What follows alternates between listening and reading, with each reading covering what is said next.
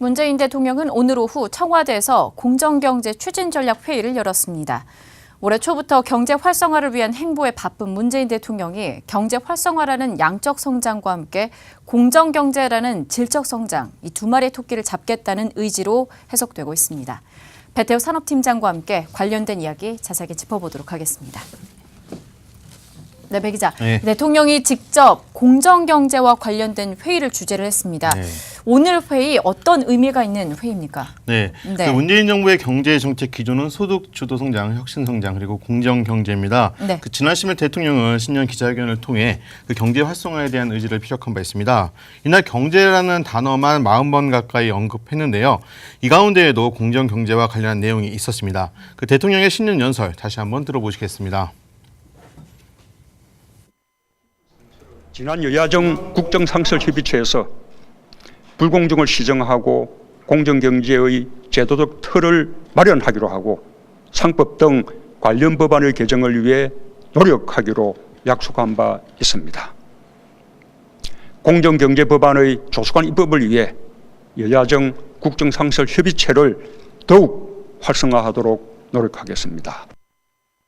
네, 문재인 대통령은 지난 15일 국내 대표 기업의 총수 또 CEO 등을 만난 기업인과의 대화에서도 이 같은 공정경제에 대해서 이야기를 했습니다. 네. 대통령은 기업인들에게 상생 협력을 위해 기업의 생존과 발전 전략이라는 관점에서 적극 추진해달라. 또 정부도 공정한 경쟁 환경을 조성하고 대기업과 중소기업 간 상생 협력을 제도적으로 지원하겠다고 말했습니다. 결국 오늘 대통령이 주재한 공정경제 추진 전략 회의는 이 같은 대통령 네. 발언에 따른 후속 조치로 기업의 상생에 대한 구체적 지원 방안 등을 논의하기 위한 자리로 해석되고 있습니다.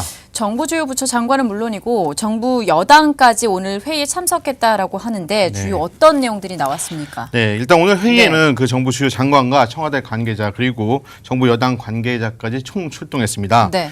홍남기 부총리 겸 기획재정부 장관 그리고 성윤모 산업통상자원부 장관, 박능우 보건복지부 장관, 이재갑 고용노동부 장관, 홍종학 중소벤처기업부 장관과 최종구 금융위원장, 김상조 공정거래위원장 등이 참석했고요.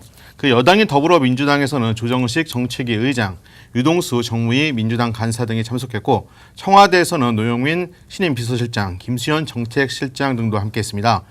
문재인 대통령은 회의를 시작하며 지난해 11월 공정경제 전략회의에 이어 두 번째 회의인데 두 달 만에 당정청이 함께 모인 이유는 공정경제가 그만큼 중요하기 때문이라고 말했습니다.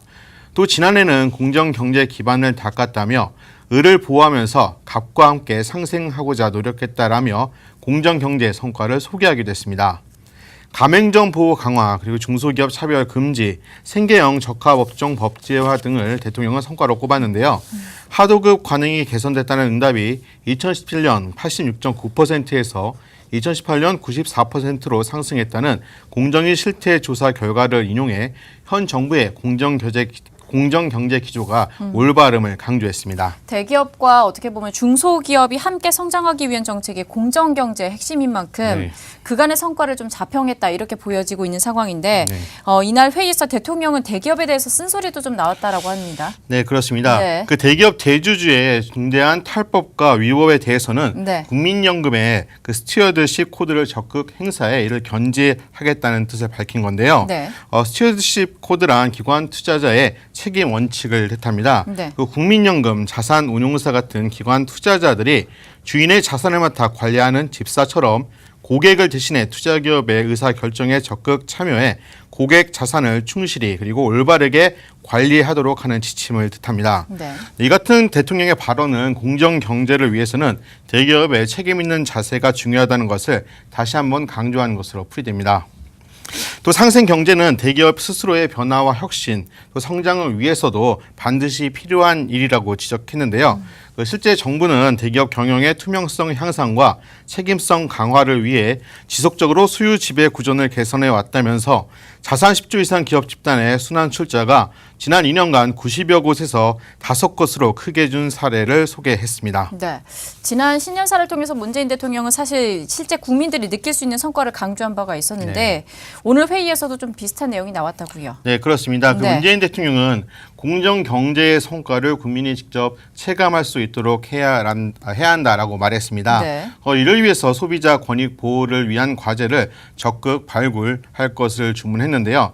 특히 금융이나 통신, 전자상거래 등에서 불공정한 거래로 소비자가 피해를 입지 않도록 영업 관행, 약관 등을 면밀히 살펴보고 이에 대한 개선 방안을 마련할 것을 지시했습니다.